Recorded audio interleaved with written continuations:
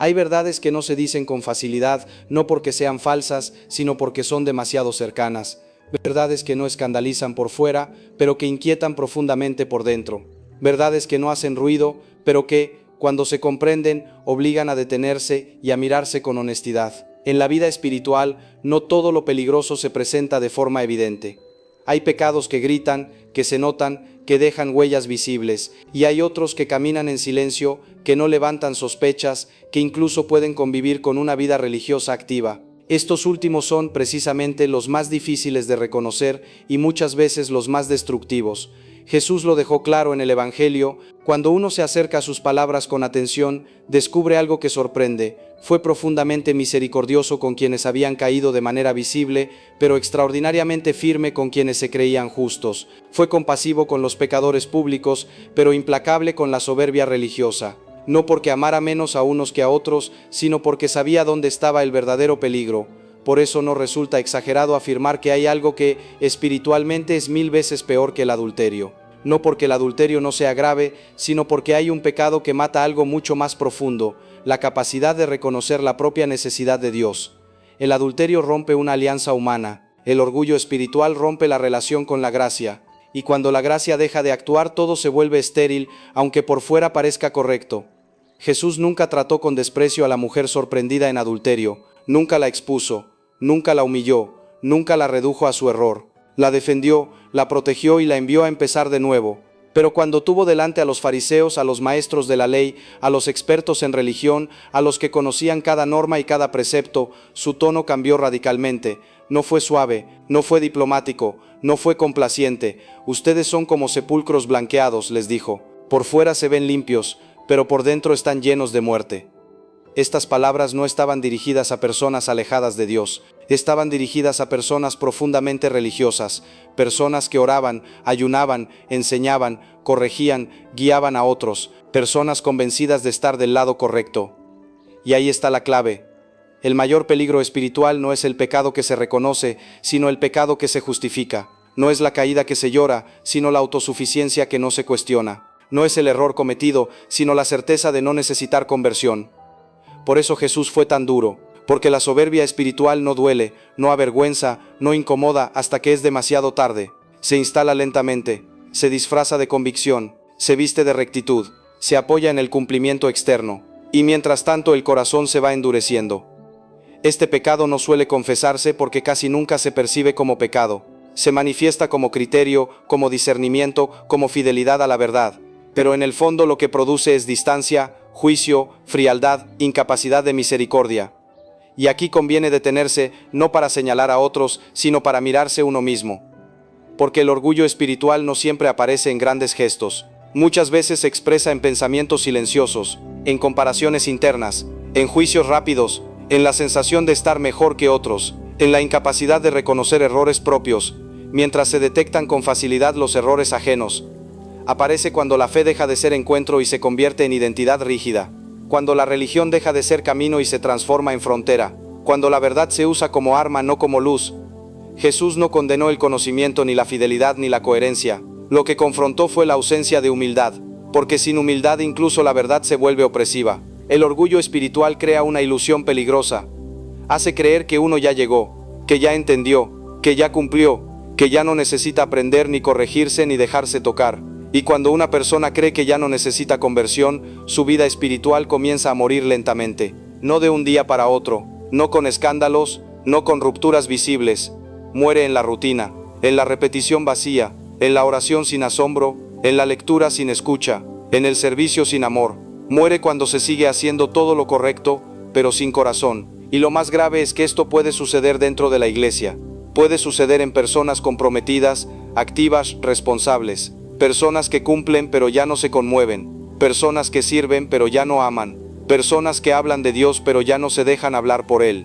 Por eso este pecado es tan peligroso, porque no saca a la persona del ámbito religioso, la mantiene dentro pero desconectada, la mantiene ocupada pero vacía, la mantiene activa pero estéril. Jesús prefirió escandalizar con sus palabras antes que permitir que esto siguiera creciendo sin ser nombrado, porque sabía que un pecador arrepentido está más cerca del reino que un justo satisfecho de sí mismo. Y aquí surge una pregunta que no se puede esquivar: ¿Dónde está hoy nuestro corazón? No nuestras prácticas, no nuestras palabras, no nuestra imagen religiosa, nuestro corazón. ¿Seguimos siendo capaces de dejarnos corregir? ¿Seguimos siendo capaces de pedir perdón? ¿Seguimos siendo capaces de reconocer fragilidades? ¿O nos hemos refugiado en una fe correcta pero sin ternura? Si esta pregunta incomoda, es buena señal. Significa que el corazón todavía está vivo. Lo peligroso no es sentirse cuestionado, lo peligroso es no sentir nada. Jesús no denunció el orgullo espiritual para condenar, sino para salvar. Cada confrontación del Evangelio nace del amor. Dios no busca humillar, busca sanar. No quiere destruir la fe, quiere purificarla. Por eso esta verdad no debe generar miedo, sino humildad. No debe producir angustia, sino apertura. No debe llevar a la desesperación, sino a la conversión sincera. Porque la buena noticia es esta: Dios no rechaza al que se reconoce necesitado, rechaza la soberbia sí, pero abraza al humilde, resiste al que se cree autosuficiente, pero derrama su gracia sobre quien se sabe frágil.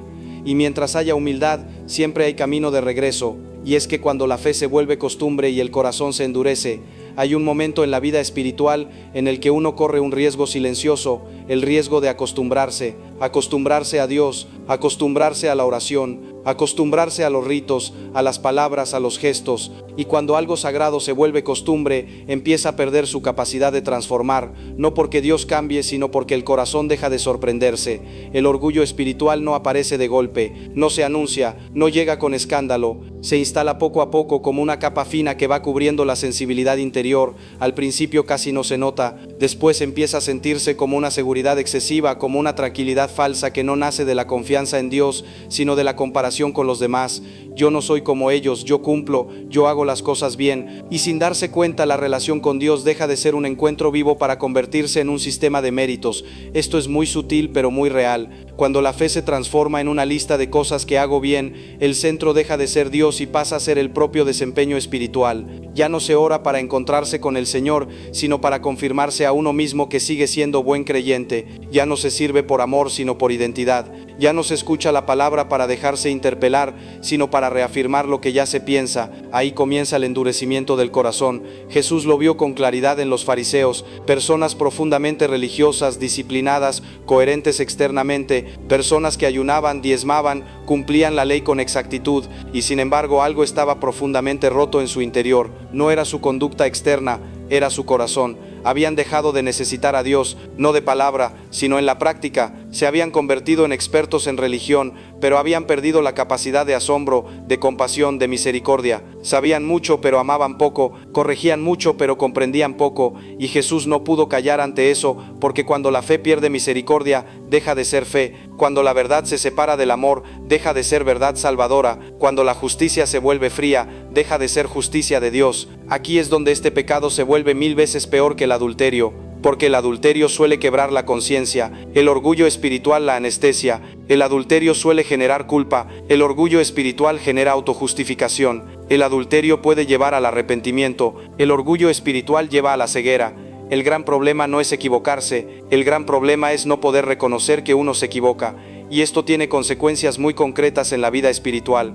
La oración empieza a sentirse pesada, no porque Dios esté lejos, sino porque el corazón ya no se abre. Se reza pero no se escucha, se habla pero no se dialoga, se repiten palabras pero ya no hay encuentro. La Biblia se lee pero no interpela, los sacramentos se reciben pero no transforman, el servicio se realiza pero ya no alegra, todo sigue en pie externamente pero por dentro hay sequedad.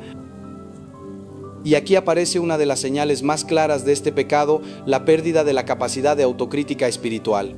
Todo problema siempre está afuera, en los otros, en la iglesia, en el mundo, en los tiempos actuales, nunca en uno mismo. El corazón orgulloso siempre encuentra culpables externos. El corazón humilde empieza por mirarse a sí mismo.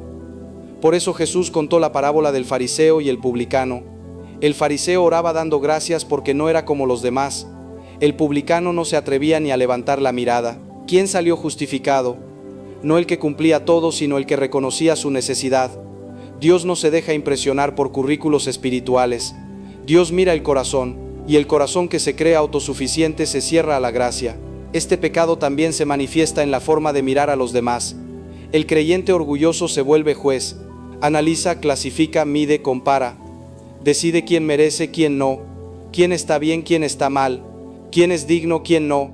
Y todo esto puede hacerse con lenguaje religioso, con citas bíblicas, con discursos correctos, pero sin amor. Jesús fue durísimo con esto porque sabía que ahí se jugaba el núcleo del Evangelio. El Evangelio no es una moral para los perfectos, es una buena noticia para los necesitados. Cuando alguien se cree perfecto, deja de necesitar el Evangelio. Por eso el orgullo espiritual es tan peligroso, porque hace creer que ya no se necesita salvación. Y aquí hay que decirlo con claridad, nadie está vacunado contra esto. No importa la edad, el tiempo en la fe, el ministerio, la formación, todos podemos caer en esta trampa, especialmente cuando hemos caminado mucho tiempo en la vida religiosa. A veces después de años de fidelidad aparece una especie de cansancio interior. Se sigue adelante pero sin frescura, se sigue creyendo pero sin ternura, y para protegerse de ese vacío, el corazón se endurece, se vuelve rígido, se vuelve crítico, se vuelve severo. Es una defensa, pero es una defensa que mata la vida espiritual. El corazón humilde, en cambio, permanece blando, capaz de llorar, capaz de aprender, capaz de cambiar, capaz de pedir perdón, capaz de reconocer límites.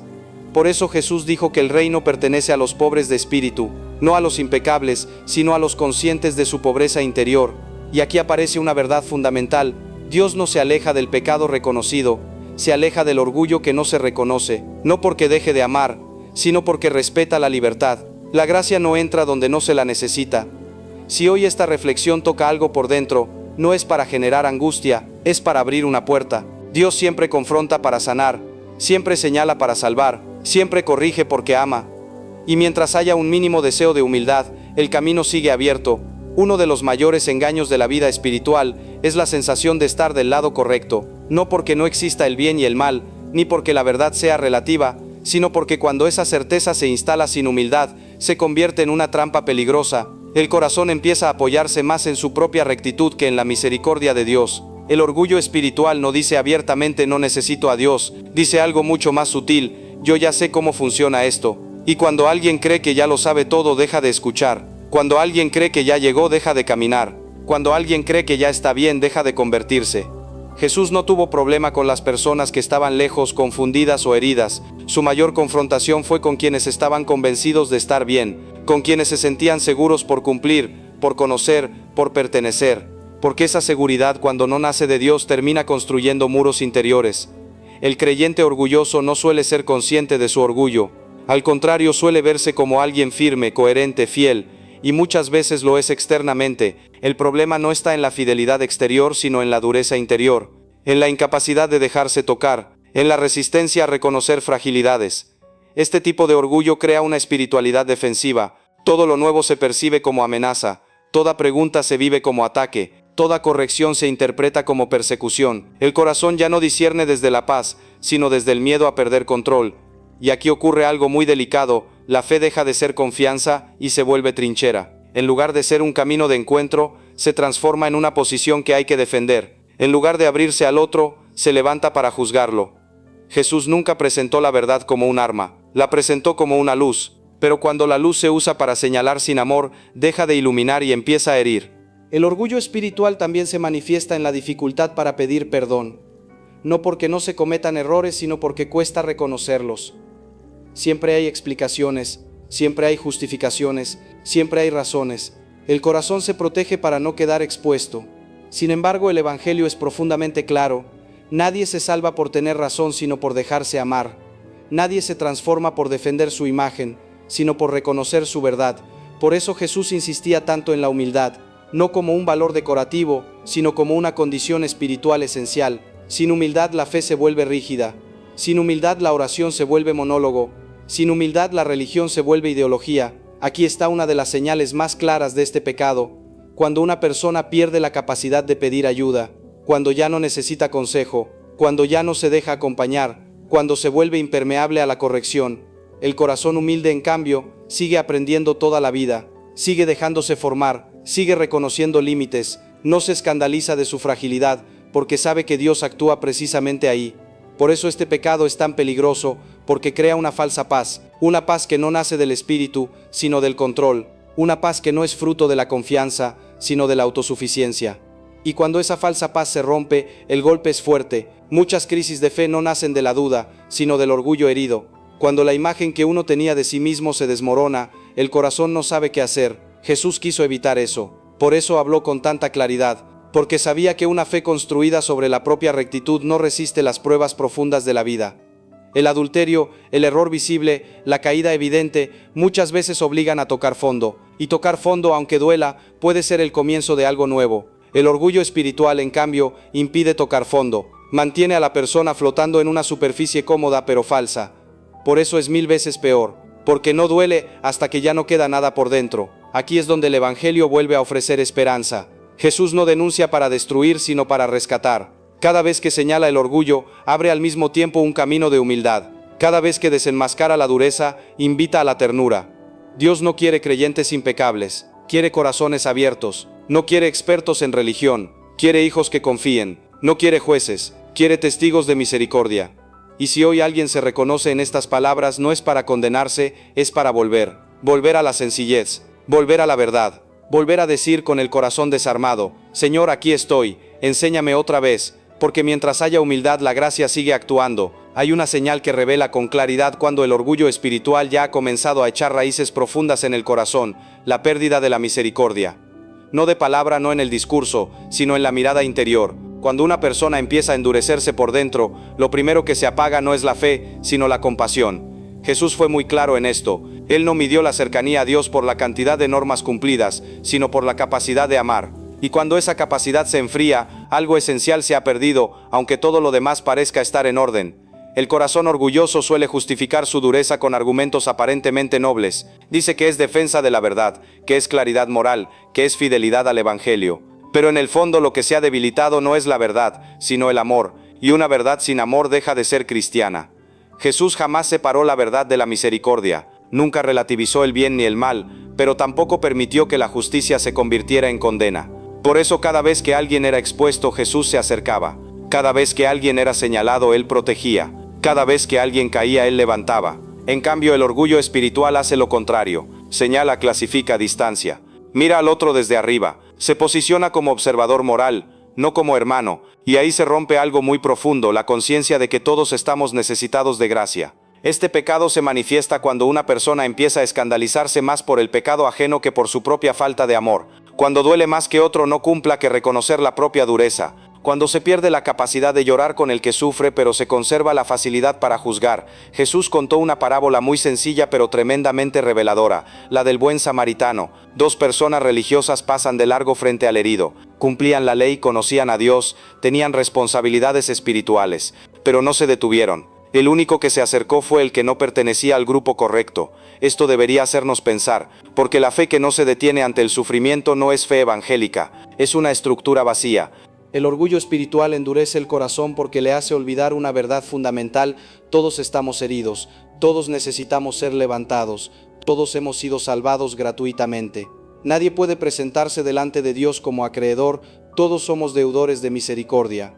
Cuando esta verdad se olvida, la fe se vuelve severa, fría, distante. Se habla mucho de Dios pero se parece poco a Él. Por eso este pecado es tan grave, porque no solo afecta la relación con Dios, sino también la relación con los demás. La comunidad se vuelve un lugar de comparación en vez de un espacio de acogida. La iglesia se vive como tribunal y no como hospital, y eso contradice directamente el corazón del Evangelio. Jesús nunca negó la gravedad del pecado, pero siempre priorizó la salvación de la persona. El orgullo espiritual, en cambio, prioriza la norma sobre el rostro humano. Se escandaliza de la caída, pero no se conmueve por el dolor. Se indigna ante el error, pero no se acerca a sanar. Y aquí aparece una pregunta que duele, pero que es necesaria. ¿Nos duele más que alguien peque, o nos duele más que alguien sufra? La respuesta a esa pregunta revela mucho del estado del corazón. Cuando la misericordia se apaga, la oración se vuelve estéril, porque no se puede dialogar con un Dios misericordioso desde un corazón cerrado. No se puede pedir perdón sin aprender a perdonar. No se puede recibir gracia sin aprender a darla. Por eso Jesús insistía tanto en la misericordia, no como un adorno opcional, sino como el núcleo de la vida cristiana. Sean misericordiosos como su Padre es misericordioso. No dijo sean impecables, ni sean superiores, ni sean intachables. Dijo misericordiosos. El orgullo espiritual nos hace olvidar que la fe no se mide por la dureza, sino por la capacidad de amar incluso cuando cuesta, incluso cuando no se entiende, incluso cuando no se aprueba la conducta, pero se cuida a la persona. Y aquí está otra razón por la que esto es 1000 veces peor que el adulterio. Porque el adulterio puede destruir una relación, pero la falta de misericordia destruye la posibilidad misma de relación. Cierra el corazón, aísla, endurece, y un corazón endurecido no puede acoger a Dios. La buena noticia es que este endurecimiento no es irreversible. Dios no abandona al que se ha vuelto rígido, lo llama a volver a la ternura, pero ese camino comienza con un reconocimiento honesto. Mi corazón se ha endurecido, no para culparse, sino para abrir una grieta por donde pueda volver a entrar la gracia. Dios no quiere corazones perfectos, quiere corazones de carne, no de piedra. Quiere personas capaces de conmoverse, de equivocarse, de aprender, de volver a empezar. Y mientras haya un mínimo deseo de misericordia, el Espíritu sigue trabajando. Existe una forma de orgullo espiritual que es particularmente peligrosa porque suele presentarse como virtud. No grita, no se exhibe, no presume abiertamente. Al contrario, se reviste de rectitud, de fidelidad doctrinal, de aparente amor por la verdad. Es el orgullo que se esconde detrás de la corrección moral. Este tipo de orgullo no dice yo soy mejor, sino yo estoy bien y los demás están equivocados. No se expresa con arrogancia explícita, sino con una constante necesidad de corregir, de señalar, de marcar errores. Se presenta como celo por Dios, pero muchas veces es celo por la propia imagen espiritual. Jesús tuvo palabras muy duras para este tipo de actitud, no porque la corrección sea mala en sí misma, sino porque cuando nace del orgullo deja de ser un acto de amor y se convierte en una forma de dominio. Corregir sin humildad no edifica, hiere. Advertir sin misericordia no salva, aplasta. El orgullo espiritual se manifiesta cuando la persona necesita demostrar que tiene razón para sentirse segura. Cuando la fe se vuelve una trinchera desde la cual se combate al otro, en lugar de un camino que se recorre con el otro. Cuando la verdad se utiliza como arma, no como luz. Aquí hay un punto clave que conviene meditar con honestidad. La verdad no necesita violencia para sostenerse. La verdad de Dios es tan fuerte que no requiere humillar a nadie para brillar. Cuando alguien siente la urgencia constante de corregir a todos, de desenmascarar a los demás, de exhibir los errores ajenos, conviene preguntarse qué herida interior está intentando compensar. Porque muchas veces, detrás de ese impulso, hay inseguridad espiritual, miedo a perder control o dificultad para aceptar la propia fragilidad. Jesús corrigió, sí, pero siempre desde la autoridad del amor, nunca desde la humillación, nunca desde la burla, nunca desde el desprecio. Incluso cuando fue firme, su firmeza estaba al servicio de la conversión, no del aplastamiento. El orgullo espiritual, en cambio, disfruta secretamente del error ajeno. Se siente confirmado cuando el otro cae, se tranquiliza cuando puede decir, yo tenía razón. Y ese pequeño alivio interior es una señal alarmante, porque el corazón que se alegra del tropiezo del otro ya se ha desviado del corazón de Dios. El Evangelio es muy claro. Dios no se complace en la caída del pecador, sino en que se convierta y viva. Cuando una persona pierde esa alegría por la conversión y la reemplaza por satisfacción moral, algo se ha torcido por dentro. Por eso este pecado es tan destructivo, porque no rompe la fe de golpe, la va deformando, la vuelve rígida, inflexible, incapaz de dialogar, incapaz de escuchar. Poco a poco la persona deja de aprender, deja de dejarse corregir, deja de dejarse sorprender por Dios. El orgulloso espiritual ya no pregunta, afirma, ya no busca, sentencia, ya no se deja interpelar, se defiende. Y cuando eso sucede, el crecimiento espiritual se detiene. Aquí conviene recordar una enseñanza muy sencilla pero profunda. El día que creemos que ya no necesitamos convertirnos, ese día empezamos a retroceder. La vida cristiana no es una meta alcanzada, es un camino permanente. Nadie llega del todo, nadie puede decir que ya está completo, nadie puede colocarse por encima del proceso de conversión, y cuando alguien lo hace, aunque no lo diga explícitamente, ese es el orgullo que Dios resiste. Por eso la Escritura insiste tanto en la humildad, no como un gesto exterior, sino como una actitud interior constante. La humildad no es pensar menos de uno mismo, sino pensar menos en uno mismo. Es reconocer que todo es don, que todo es gracia, que nada nos pertenece por mérito propio. El humilde no se escandaliza de la debilidad ajena, porque conoce la propia. No se sorprende del pecado del otro, porque sabe de qué es capaz su propio corazón. No se coloca como juez, porque sabe que también necesita misericordia. Y aquí aparece una verdad liberadora. La humildad no rebaja, descansa. El orgullo cansa, la humildad libera. Cuando una persona deja de sostener la imagen de creyente impecable, comienza a respirar. Cuando deja de compararse, de medirse, de justificarse, algo se afloja por dentro. Y en ese espacio vuelve a entrar Dios, porque Dios no habita donde hay autosuficiencia, habita donde hay apertura, donde hay verdad, donde hay reconocimiento sincero de la propia necesidad. Esto explica por qué este pecado es 1000 veces peor que el adulterio, porque el adulterio suele ir acompañado de culpa, de conciencia de error, de deseo de perdón. El orgullo espiritual, en cambio, anestesia la conciencia, hace creer que no hay nada que cambiar, y cuando no hay conciencia de necesidad, no hay lugar para la gracia. Dios puede levantar al que cae, pero no puede ayudar al que cree que ya está de pie. Por eso este mensaje no es una condena, es una invitación a revisar el corazón, a bajar las defensas, a soltar la rigidez, a volver a la sencillez del Evangelio. No se trata de dejar de amar la verdad, sino de volver a amar como Cristo ama. No se trata de relativizar el bien y el mal, sino de recordar que el camino hacia el bien siempre pasa por la misericordia. Y aquí conviene detenerse un momento y hacerse una pregunta honesta, sin miedo, sin culpa, pero con verdad. ¿Mi fe me ha vuelto más humilde o más duro, más compasivo o más severo, más cercano o más distante? La respuesta a esas preguntas puede ser el inicio de una conversión profunda, no ruidosa, no espectacular, pero real, porque el verdadero enemigo no es el pecado visible, sino el orgullo invisible que impide reconocerlo. Y mientras ese orgullo cae, la gracia vuelve a fluir. Pero ¿cuál es el camino de regreso al corazón de Dios? Después de recorrer esta verdad con calma, con profundidad y sin atajos, queda algo muy claro: el pecado más peligroso no es siempre el más escandaloso, sino el más silencioso. No es el que avergüenza públicamente, sino el que endurece interiormente.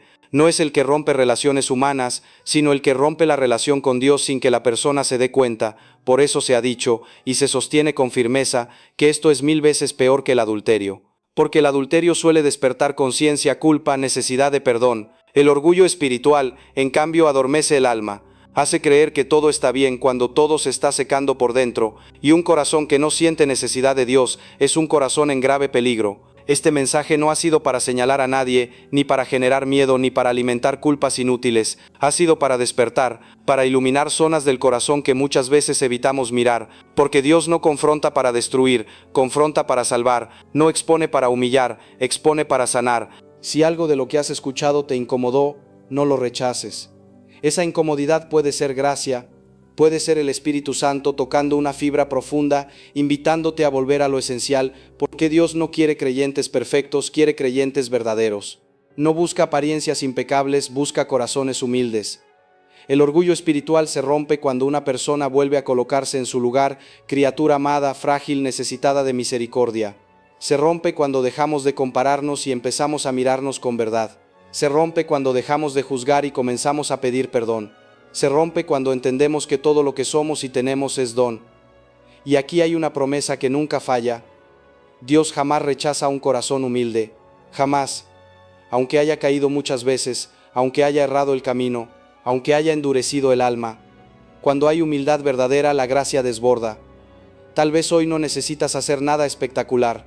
No necesitas palabras grandilocuentes ni gestos dramáticos.